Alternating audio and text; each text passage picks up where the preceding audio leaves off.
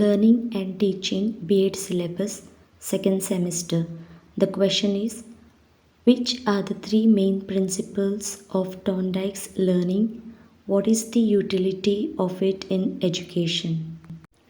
Thorndike's trial and error theory and its educational implications. Edward L. Thorndike, from 1874 to 1949, was the chief exponent of the theory of trial and error.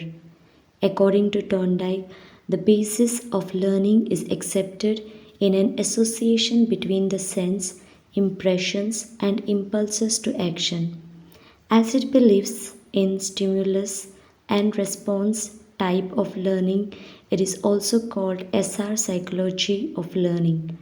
Thorndike called it learning by selecting and connecting. It is also known as trial and error theory, as learning takes place through random repetitions. Experiment of Thorndike's trial and error theory. Once he locked a hungry cat in a puzzle box and showed a slice of meat outside. The ultimate aim of the hungry cat was to obtain the meat. The cat could come outside only when it opens the door by removing the latch, but it was unaware as to how to remove the latch. The cat did not know how to remove the latch at first, but was involved in random activities like scratching the box, trying to bend the bars, and stretching the feet outside. At last, in its random activities, it lifted up the latch and obtained the meat.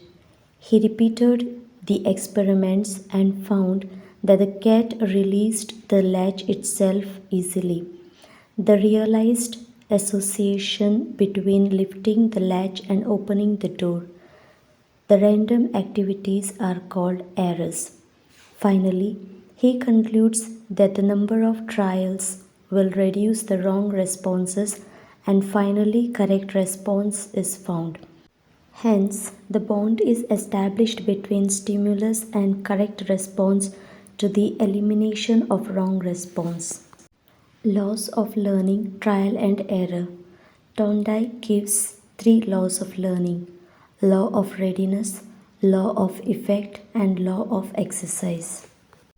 Law of readiness. This law refers that learning taking place only when the learner is ready to learn. If a learner has to learn an action or activity, he should be mentally and physically fit for the action he desired. His mental set should have the capacity to do the work. A 2-year boy cannot be admitted to the school since he is not mature enough. A child of 1 year cannot speak since his vocal cords, the larynx, is not grown enough. Hence, child's interest and maturity is essential. Next is law of effect. This law states that learning takes place properly when it results in satisfaction and the learner derives pleasure out of it. In the situation when the child meets failure or is dissatisfied, the progress on the path of learning is blocked. All the pleasant experiences have lasting influences and are remembered for a long time, while the unpleasant ones are soon forgotten. Therefore, the satisfaction or dissatisfaction, pleasure or displeasure obtained as a result of some learning ensure the degree of effectiveness of that learning. This law emphasizes the role of rewards and punishment in the process of learning. Getting rewards as a result of some learning motivate and encourage the child to proceed on the same path with more intensity and enthusiasm, while the punishment of any sort discourages him and creates distaste and repulsion towards that learning. Next, laws of exercise. This law states that practice makes a man perfect. The bond of strength and response will get strengthened if it is repeated. This law of exercise has been categorized into two parts: law of use and law of disuse. Law of use. When a modifiable connection is made between a situation and responses, that connection's strength and things being equal increase. Law of disuse. When a modifiable connection is not made between a situation and response during a length of time, that connection decreased. Thus, the law of use refers to the strengthening of connection with practice, while the law of disuse refers to the weakening of connection or forgetting when the practice is discontinued. Educational implication of Thorndike's trial and error theory. Thorndike's theory of trial and error and laws of learning have great educational significance. Thorndike's findings have made the learning purposeful and goal directed. Trial and error coupled with insight will make the process of learning more effective. Important educational implications are: firstly, this theory substantiates that readiness is preparation for action, which is very essential for learning.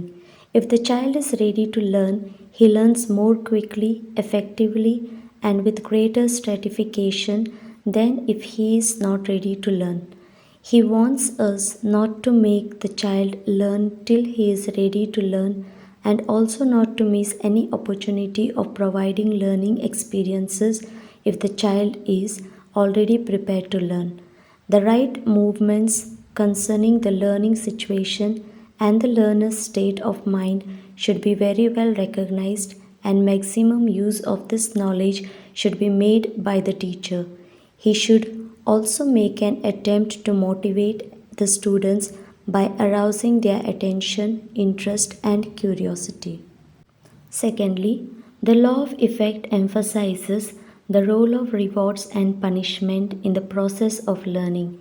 Getting a reward as a result of some learning motivates and encourages the child to proceed on the same path with more intensity and enthusiasm, while the punishment of any sort discourages him and creates distaste and distraction towards that learning.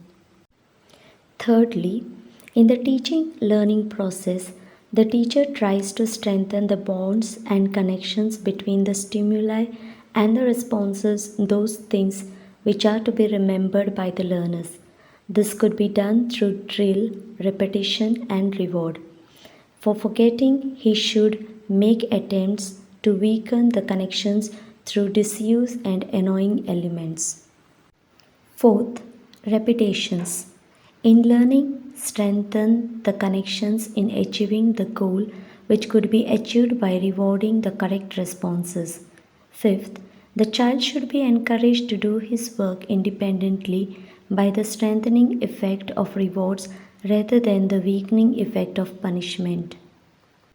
Conclusion. We can conclude from the above points, Thorndike's theory and laws of learning have contributed a lot to educational theory and practice. It has made learning purposeful and goal directed and has brought motivation to the forefront. It has also given impetus to the work of practice, drill, and repetition, and realized the psychological importance of rewards and praise in the process of teaching and learning.